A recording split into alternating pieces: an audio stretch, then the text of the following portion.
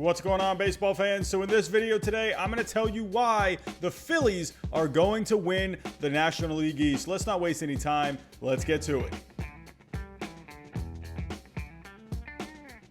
Let's get this out of the way first. This bullpen has been simply garbage this season, ranking 26th in wins above replacement, 30th in ERA, and 29th in FIP. That is just horrible. They did acquire Brandon Workman and David Phelps, but that hasn't really helped out all that much. However, I'm going to try and look at the bright side here and try to paint a better picture. Since I mentioned Workman earlier, let's start with him. While he has had a couple of messy innings with the Phillies so far, he's actually been pretty solid otherwise, and he's been able to save 5 games out of 7 opportunities so far.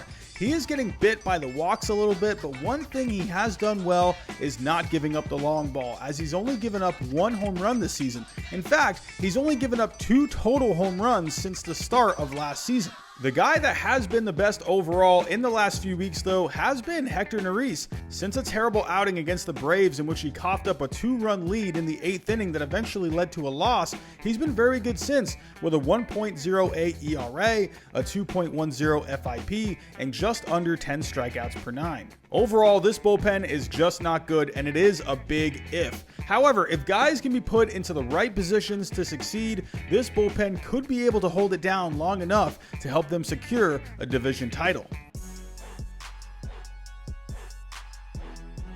Now that we have the worst part about this team out of the way, let's get to the best part, the starting pitching. Before this season started, I was questioning the depth of this starting rotation, even with the addition of Zack Wheeler to go behind Aaron Nola. However, it's been much better than I thought it would be, ranking 3rd in wins above replacement for starting pitchers, only behind the Indians and the Reds. They have had a fantastic season from their ace Aaron Nola, and Zack Wheeler has been worth every penny so far.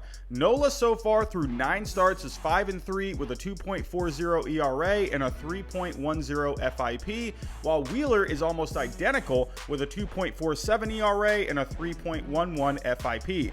Zach Eflin has also been solid this year through 7 starts. His ERA is a bit high at 4.58, but his FIP paints a much better picture at 3.78. Even Jake Arrieta, who's been trying to find the old success he had with the Cubs, has been pretty good since giving up 7 runs in an inning and a third against the Braves a couple of weeks back.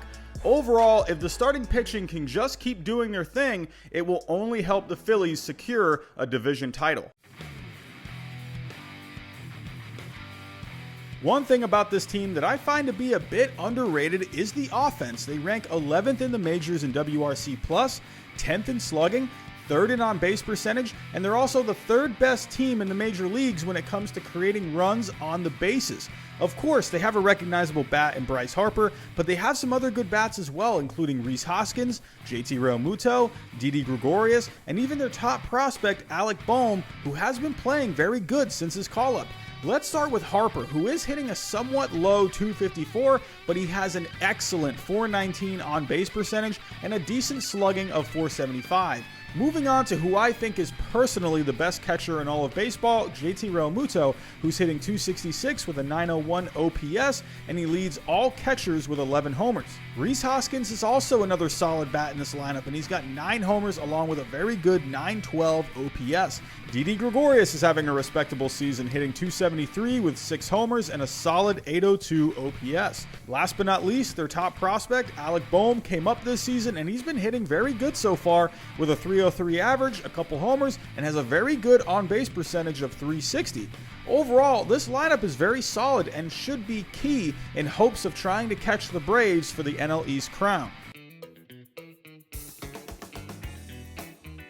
After figuring out that Gabe Kapler was not a good fit in Philadelphia, it was time for the Phillies this past offseason to bring in a new manager, and that was Joe Girardi. One of the most respected managers in the game, Joe Girardi, in my opinion, was a perfect fit for the Phillies, and for a few reasons.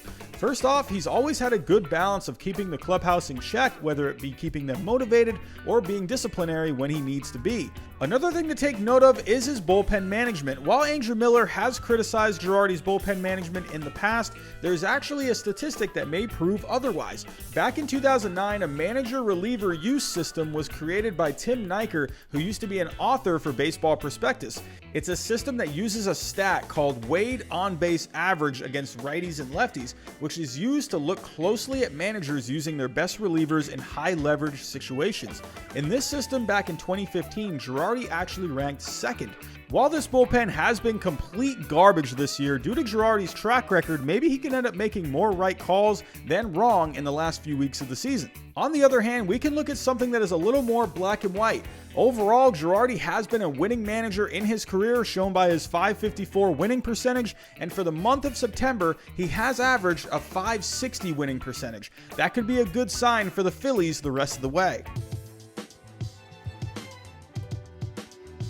Simply put, while I do think the Phillies have the talent to win the NL East, I also think it will have a bit to do with the Braves losing it as well. The Braves were given a rotten egg this year when it comes to starting pitching, with the loss of their ace Mike Soroka due to an Achilles tear, along with Sean Newcomb and Mike Fultonevich being sent to their alternate camp, along with Cole Hamels not throwing one pitch so far this season.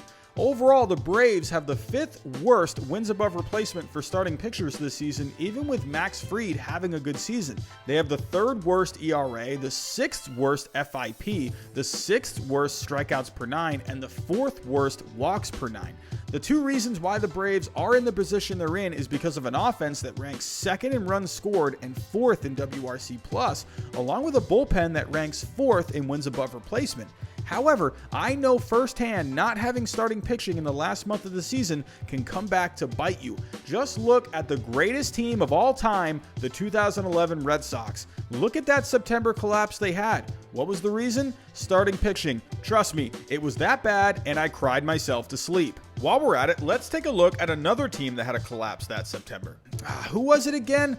I can't remember. Oh, it was the Atlanta Braves. While starting pitching wasn't the only reason for their collapse that year, it still ranked 22nd that month, which did not help anything. And this year, their starting pitching has been terrible the entire season, minus Max Fried. Could history repeat itself again for the Braves? Only time can tell. But with this Phillies team on their tails, can the Braves hang on?